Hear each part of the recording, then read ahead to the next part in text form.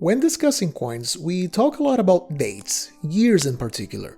This coin was struck between the year X and the year Y.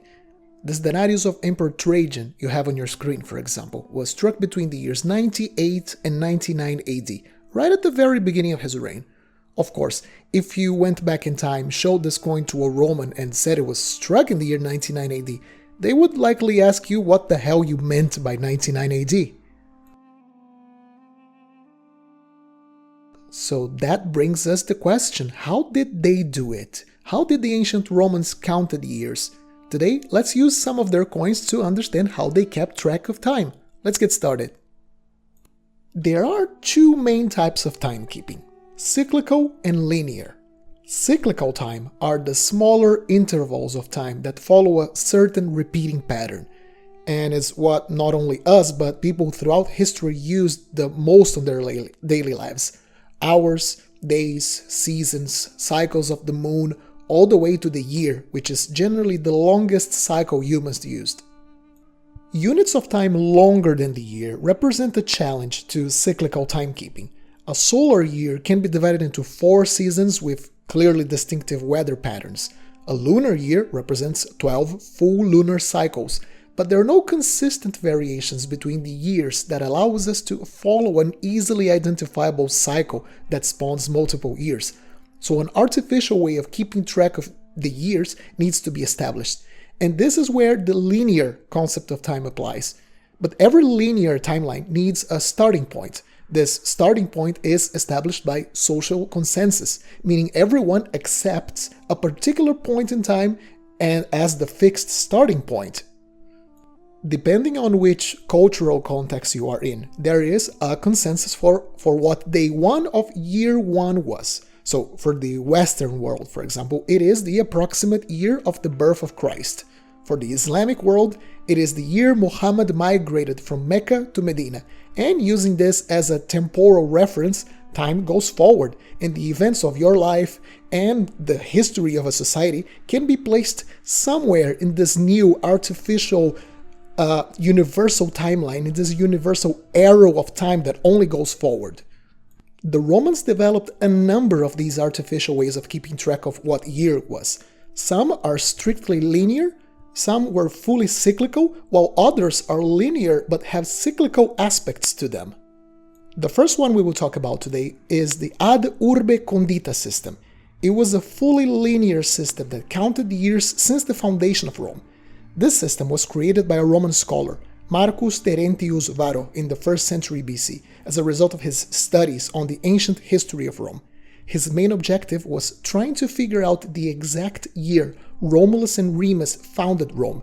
Many later scholars questioned the accuracy of his results, but his published timeline was accepted as the standard. Year 1 ad urbe condita is equivalent to our year 753 BC in the Western Gregorian calendar, meaning if you're watching this video in 2023 AD, we are currently in the year 2776 ad urbe condita. This way of counting the years wasn't used very much. It was mostly used on academic texts, some specific official documents, and coins using the AUC system are very rare. On your screen now is the image of a coin struck under the Roman usurper Pacatianus, struck in 248 AD. On the reverse of this coin we have the inscription Roma Eterne Anno Millesimo et Primo, which translates to the eternal Rome and its 1001st year. And I mean, can we blame the everyday Roman for not using this system? If you were lucky, you would live into your 70s. So what kind of utility, practicality, would a timeline that is spawned 1,000 years apply to you?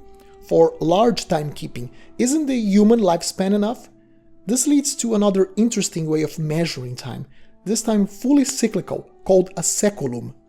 The saeculum was originally the time roughly equal to the potential lifetime of a person, or the time needed to completely renew the population. So it was a measure of time equivalent to, let's say, the impossibility of a person in his lifetime seeing the turn of 2 saecula. In short, the once-in-a-lifetime expression taken to its fullest extent. During the reign of Augustus, a saeculum was established as 110 years, but later emperors adjusted it to 100 years. Lots of Latin languages still use this word to define 100 years or a century, like secolo in Italian or século in Portuguese. There's this fascinating commemorative coin series issued by Emperor Philip I between 247 and 248 AD that illustrates very well the use of the ad urbe condita and the saeculum systems.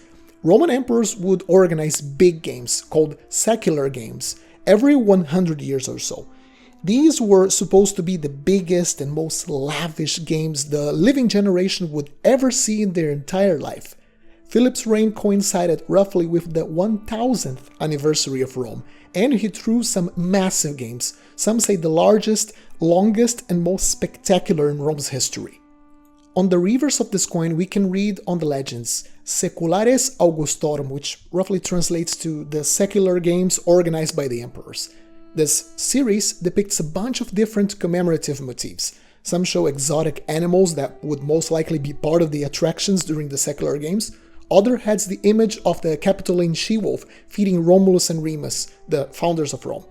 In this case, we have a kippus, a small altar used to mark an important place or as a place for religious ceremonies. The kippus here has an inscription at the middle, Cos 3, so it's a celebration of the emperor's third year as a consul. And talking about consuls, we also had another system, the most commonly used by the Romans on public records, which was the consular dating system. This was a linear system, and it was based on the name of the two consuls that were elected each year. To give you an example on how the system worked, let's have a look at a Republican denarius. We can pinpoint the exact year these coins were issued because the magistrates responsible for the issue of these coins in the Roman Mint were also appointed in a yearly basis, and the records of these magistrates, alongside their respective consuls, have reached our days. This denarius was issued under the authority of Gaius Marius Capito. In that same year, the consulship was held by Gnaeus Cornelius Dolabella and Marcus Tullius Decula, which is the equivalent to our 82-81 BC. So, if a Roman asked you when this coin was issued, you obviously wouldn't say 81 BC. You could say it was made in 676 ad urbe condita, but the best answer would be this denarius was made in the year of the consulship of Gnaeus Cornelius Dolabella and Marcus Tullius Decula. Personally, for me, this dating system is quite confusing and impractical, and that's because, well, it is an impractical system. It's not like you would memorize the name of each pair of consuls for each year, but that's what they did for official records. People living their everyday life didn't care a whole lot about which year it was, unless they were taking care of some bureaucracy, which was something they wouldn't do very often. Although not official, during the imperial period, there was another, much more manageable system used to count the years, and that was the regnal year of the current emperor. There was always an emperor in charge, and it was much easier to just count the years of an emperor's reign. But don't you dare talk to a Roman about a regnal year. Regnal comes from the Latin word rex, king, and Romans hated the idea of being ruled by a king. What you would say instead when you looked at this coin, for example, would be this coin was issued in the 6th year of the Principate of Antoninus Pius. Other areas of the empire, particularly those that used to be ruled by the Hellenistic kings before the arrival of Rome, were much more explicit about the use of regnal years. This coin here is a tetradrachma struck in Egypt during the reign of Emperor Valerian between 255 and 256 AD. The obverse is structured just like a denarius struck at Rome. It has a bust of the emperor in the typical style of Egyptian coins, and the legends are in Greek, the official language of the region. But when we go to the reverse, to the left of this image of the goddess Irene, we have an abbreviation for the word etus, meaning in the year, and gamma, the third letter of the Greek alphabet, meaning this coin was struck in the 3rd year of Valerian's reign, so a regnal year. Now, coins aside, I want to give you one last example of Roman dating, this time an official Roman document.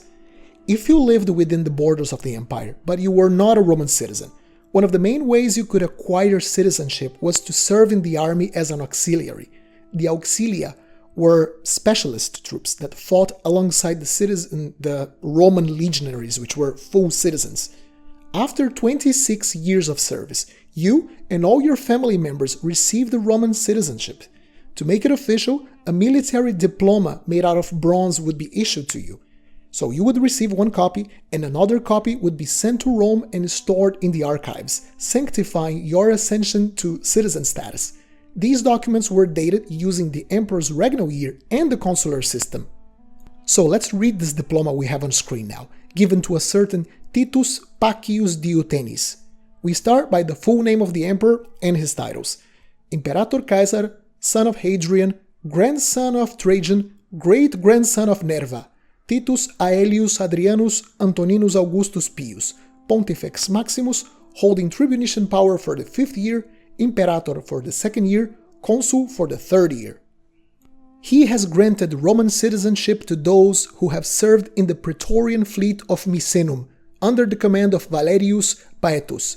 After 26 years of service, you have been honorably discharged. Citizenship shall be given to those whose names are written below, to themselves, their children and descendants, and the right of legal marriage with the spouses they had at the moment when citizenship was given to them. This document has been issued the day before the Nones of October, in the consulship of Lucius Tucidius Campester and Quintus Cornelius Senecio. See, here's the consular system.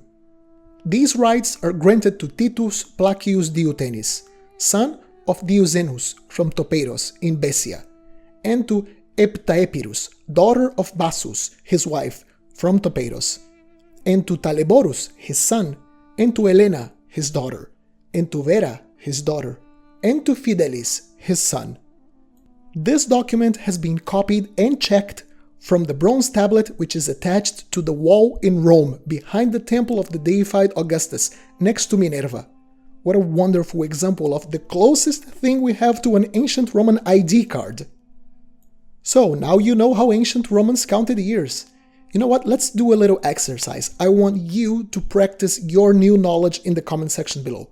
Write down there the year you were born in the ad urbe condita system. Let's see it. I hope you all enjoyed this little video. Leave a like and consider subscribing if you did. Happy collecting, and I'll see you soon.